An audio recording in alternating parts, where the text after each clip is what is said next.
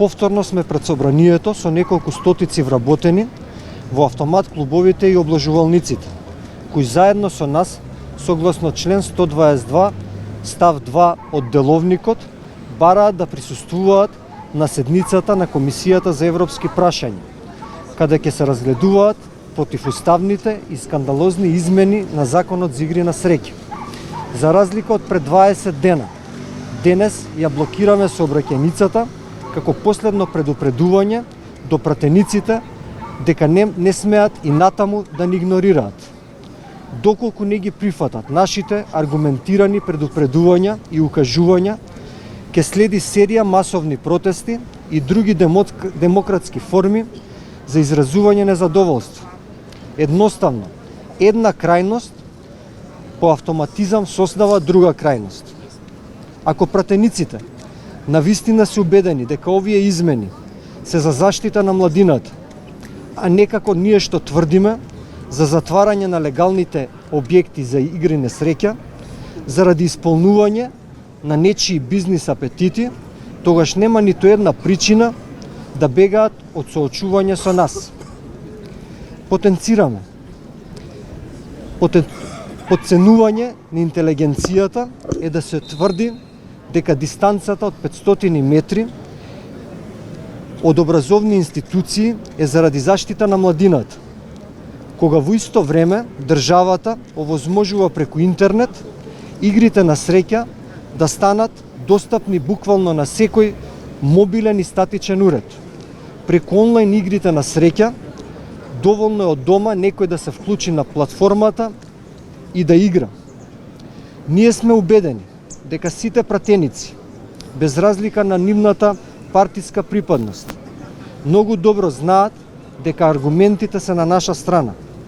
Евентуалното усвојување на измените во ваква верзија ќе ја вратат Македонија во 1990 година, кога имаше покер апарати зад завеси во кафулиња, диви играчници по подруми во секое мало. Државата ќе нема никаква контрола, тогаш младината ќе биде навистина загрозена. Ќе водиме правни битки, ќе следи иницијатива пред Уставниот суд, ќе следат тужби за астрономски оштети кои ќе се прекршат преку грбот на народот. Без екзистенција ќе останат 10.000 вработени, 54 до 100.000 други работни места кои се поддржуваат преку легалните игри на среќа ќе доживеат сериозен економски удар.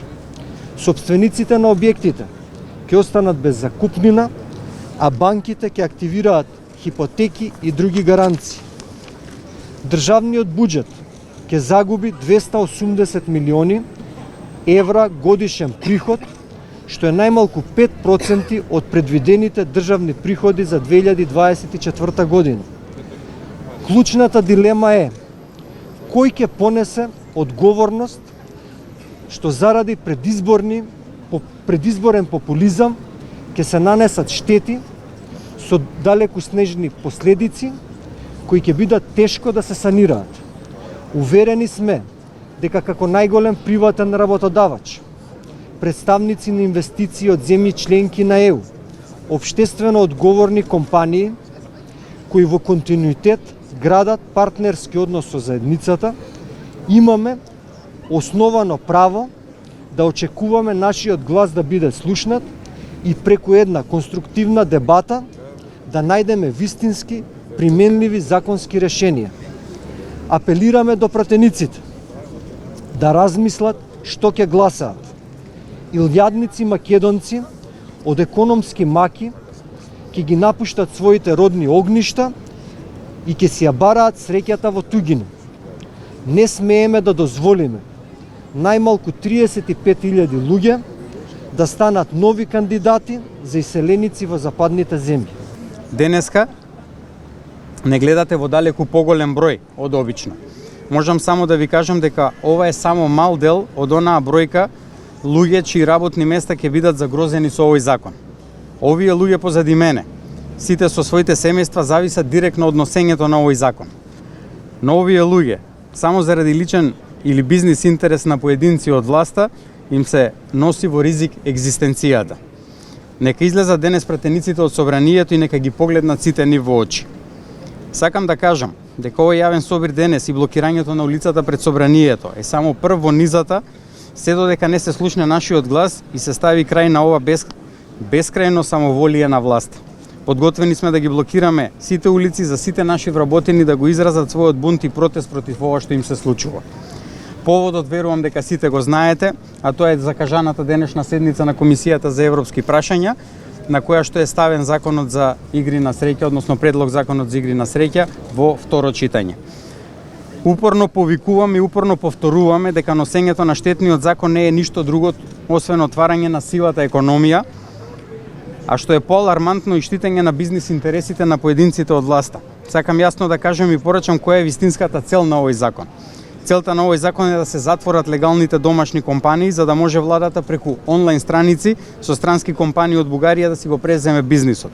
Граѓаните не смеа да бидат измамени, зад плаштот за наводната грижа за граѓаните се носи закон кој има целосно друга цел. Она што најмногу загрижува е како можат пратениците да одат против здравиот разум и против повеќе од 10.000 вработени во секторот, кои од оваа работа го вадат својот леп и ги ранат своите деца. Затоа и прашуваме, дури директно и дрско, дали ви е срам што со вашето гласање ќе оставите на улица илјадници семејства? Нели ви е во најмала рака жал што со вашата одлука илјадници дечиња ќе ги лишите од најосновното? Немате ли грижа на совест што вашиот глас наместо во интерес на граѓаните кои ве изгласале ќе оди во интерес на малкумина од власта кои без пардон се подготвени да затворат целосно легална дејност само за да ги полнат своите џебови? Станува безобразно што повеќе од 10 пати се собираме овде пред собранието или пред владата, што можеби и стотици пати повикуваме преку медиумите, а во меѓувреме ниту еден представник на владата, ниту едно стручно лице, ниту па пратеник се одважи да се соочи со нас и да го аргументира овој закон. Се кријат, не коментираат, не примаат, само од јасни причини. Знаат и свесни се што прават и за која цел. Да имаше владата вистински и честни намери, досега во соработка со здруженијата, можеше да донесе европски закон со кој ќе се заштитат и граѓаните и играчите. Одговорно уште еднаш тврдиме, овој закон отвора широка врата за играње на црно и по подруми, за уништување на легалната дејност на сметка на нелегалната, на богатење на малкумина на сметка на приходите на илјадници граѓани. Понатаму, безобразно е што и извештајот на ЕУ нотира дека се злоупотребува европското знаменце, а владата продолжува да го турка овој неевропски закон. Иако и евроамбасадорот ГИР и председателот и повеќе стручни лица коментираа дека со европско знаме насила се форсира закон за кој што е јасно дека не постои европска директива. Личните апетити се очигледно поголеми од европскиот пат на земјата. АСОМ и АПИС представуваат 95% од лиценцираните компании за игри на среќа во државата, а никој никогаш нема повикано ниту еден од нас за да ги изнесе аргументите професионално и базирано на низа истражувања за дејноста. Наместо тоа, по примерите на развиените европски земји кон кои се стремиме, имаме жал на Македонија каде се носат закони со безброј небулози спротивни на бизнис логиката. Повторивме и ќе повториме. Секторот за игри на среќа е сериозна дејност која што живеат повеќе од 10.000 вработени, а носи индиректни приходи и за повеќе од 54.000 лица кои се поврзани со дејноста. Зборуваме за гранка која носи сериозни 280 милиони евра во буџетот на државата по основ на сите давачки. Повторувам и дека ова не е само наша борба. Ова е борба на сите граѓани во оваа земја против самоволието на власта. Ги повикуваме сите да ни се приклучат и на следниот протест доколку овој закон продолжи да се носи, да излезат масовно и да не поддржат. Денеска се овие вработени, утре ќе видат некои други. Ова е самоволие, ова е владин интервенционизам во легална дејност и класично превземање на огромна штета и ризик на граѓаните. Ако ова им помине сега, тоа ќе може да го прават било кога и во било кој друг бизнис. Затоа ги повикуваме пратениците да не наседнуваат над задкулисните игри на владата и да бидат на страната на народот. Ги повикуваме медиумите да дадат поддршка во пренесување на нашата порака дека ова самоволие мора да се сопре. Повикуваме на масовна поддршка од сите граѓани да ја бараме правдата до крај на улиците и во институциите се до конечна победа на правдата која што е на наша страна.